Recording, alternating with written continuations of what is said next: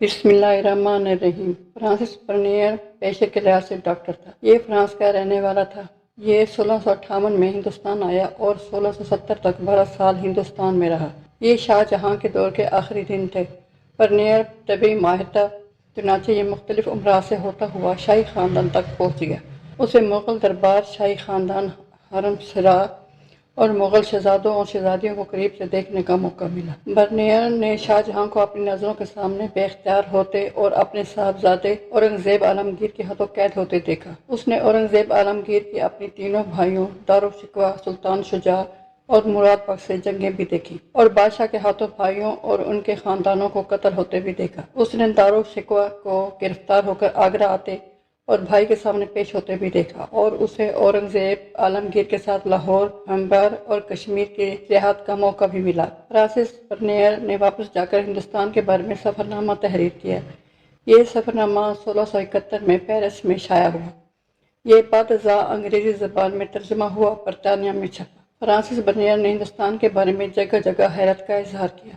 اس کا کہنا تھا، ہندوستان میں درمیانہ طبقہ، مڈل کلاس سرے سے موجود نہیں۔ ملک میں عمرا ہیں یا پھر انتہائی غریب لوگ۔ عمرا محلوں میں رہتے ہیں، ان کے گھروں میں باغ بھی ہیں، فوارے بھی، سواریاں بھی اور درجن درجن نوکر چاکر بھی، جبکہ غریب جھوپڑیوں میں رہتے ہیں اور ان کے پاس ایک وقت کا کھانا تک نہیں ہوتا۔ وہ کہتا ہے، ہندوستان میں خوشامد کا دورہ ہے۔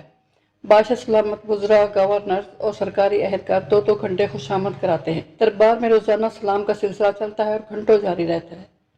لوگوں کو خوشامد کی اس قدر عادت پڑ چکی ہے کہ یہ میرے پاس علاج کے لیے آتے ہیں تو مجھے سکرات، دورہ، وکرات اور ارسطو زمان اور آج کا ابو علی سینا کرا دیتے ہیں اور اس کے بعد نبض کے لیے اپنا ہاتھ آگے بڑھاتے ہیں۔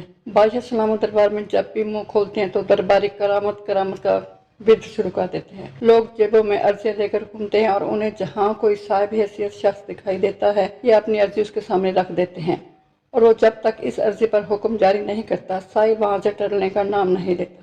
بازار بے ترتیب اور گندے ہیں۔ آپ کو ایک دکان سے پشمینہ، کمخواب، ریشم اور زری کا کپڑا ملے گا اور ساتھ کی دکان پر تیل، گھی، آٹا اور شکر بک رہی ہوگی۔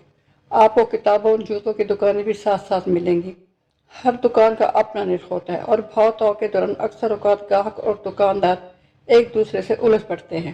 شہروں میں حلوائیوں کی دکانوں کی بہتات ہے، مگر آپ کو دکانوں پر گندگی، مکھیاں، مچھر، بلیاں اور کتے دکھائی دیتے ہیں۔ آپ کو ہندوستان بھر میں اچھا گوشت نہیں ملتا۔ کسائی بیمار اور قریب المرگ جانور ذبح کر دیتے ہیں۔ پھل بہت مہنگے ہیں۔ ہندوستان میں خربوزہ بہت پیدا ہوتا ہے لیکن 10 خربوزوں میں سے ایک میٹھا نکلتا ہے۔ سردا بہت مہنگا ہے۔ ملک میں شراب پر پابندی ہے لیکن چھپ کر سب پیتے ہیں۔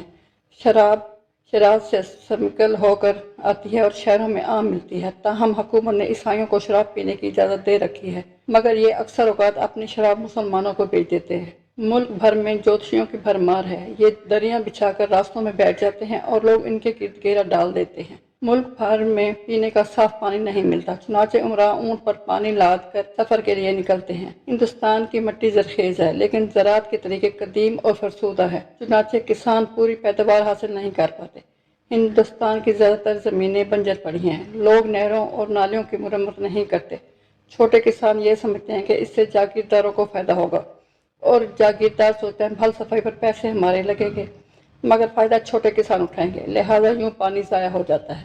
لاہور کے مضافات میں ہر سال سیلاب آتا ہے اور سینکڑوں لوگوں کی ہزاروں املاک بہا لے جاتا ہے، لیکن لوگ سیلابوں کی روک تھام کا کوئی بندوبست نہیں کرتے، چنانچہ اگلے سال دوبارہ تباہی دیکھتے ہیں۔ فرانسس برنیر نے ہندوستان کے لوگوں کے بارے میں لکھا، یہ کاریگر ہیں لیکن کاریگری کو صنعت کا درجہ نہیں دے پاتے، لہٰذا فنکار ہونے کے باوجود بھوکے مرتے ہیں۔ یہ فنکاری کو کارخانے کی شکل دے لیں تو خوشحال ہو جائیں اور دوسرے لوگوں کی مالی ضروریات بھی پوری ہو جائے۔ ہندوستان کے لوگ روپے کو کاروبار میں نہیں لگاتے، یہ رقم چھپا کر رکھتے ہیں۔ عوام زیورات کے خپت میں مبتلا ہیں۔ لوگ بھوکے مر جائیں گے لیکن اپنی عورتوں کو زیورات ضرور پہنائیں گے۔ ملک کا نصاب تعلیم انتہائی ناقص ہے، یہ بچوں کو صرف زبان سکھاتا ہے، ان کی اہلیت میں اضافہ نہیں کرتا۔ خود اورنگزیب نے میرے سامنے اعتراف کیا، میں نے اپنے بچپن کا زیادہ تر وقت عربی زبان سیکھنے میں ضائع کر دیا۔ یہ لوگ فاقوں کو بیماریوں کا علاج سمجھتے ہیں، چنانچہ بخار میں فاقے شروع کر دیتے ہیں۔ ملک میں رشوت عام ہے، آپ کو دستاویزات پر سرکاری مہر لگوانے کے لیے حکام کو رشوت دینا پڑتی ہے۔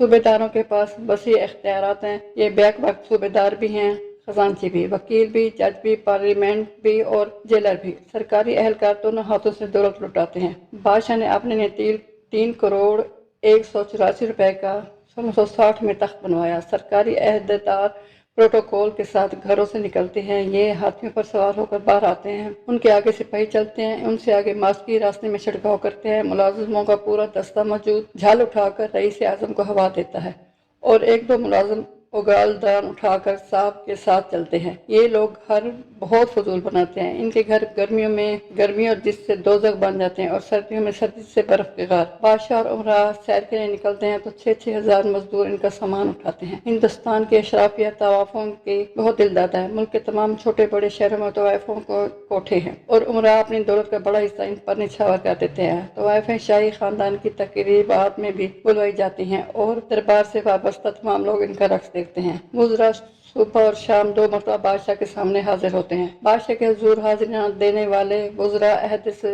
फारिग कर दिए जाते हैं। हिंदुस्तान में गिर्द गुबार, गंदगी और बो और बेतरतीबी इंतहा को छू रही है और जुराइम आम हैं।